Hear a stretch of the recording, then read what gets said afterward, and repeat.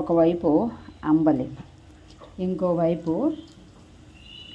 వేపుడు చేయడానికి మా పండు బెండకాయ ఫ్రై అంట.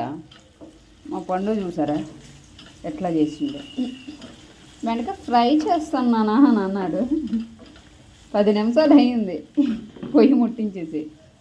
ఇప్పుడు వేసేస్తాడేమో బహుశా, చూద్దాం. వావ్, పండు అంత పెద్దవా బెండకాయ ఫ్రై చేస్తే? ఈ మొక్కలు దొరకట్లేదా? అయినా మరి అంత పెద్దవా?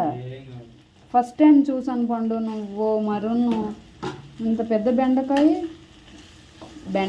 దొండకాయ, ఎవరు గొండకాయ అనాలి చెప్పు? నేను అన్నా, నాకు ఎవరి మీద అనాలని లేదు.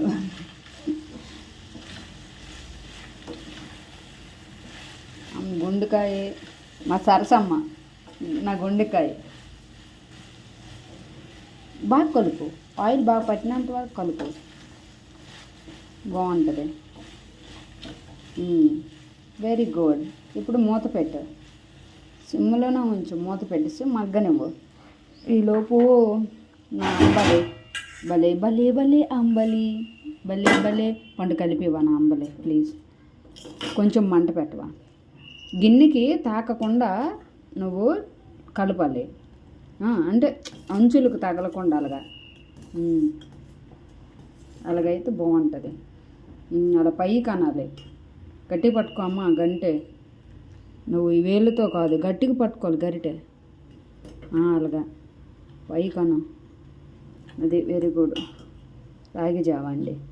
అంబలి రోజు తాగితే చాలా మంచిది అంటారు. అందరూ తాగితే మంచిదని అంటారని మనం తాగకూడదని కాదు. మనకు నచ్చితే తాగొచ్చు, లేకపోతే లేదు. ఎవరో తాగుతున్నారని అయితే తాగకండి మీరు. బ్లడ్ లేని వాళ్ళకైతే బాగా పనిచేస్తుంది అంటండి రాగి జావ. మన తాతయ్యలు మా నాన్నమ్మ తాగేవారు, ఇప్పుడు నేను అలవాటు చేసుకుంటున్నాను. చిన్నప్పుడు తాగానులేండి. సో ఇప్పుడు సర్లే, సిమ్లో పెట్టే నాన్న. అయిపోయింది, ఉడికిపోయింది.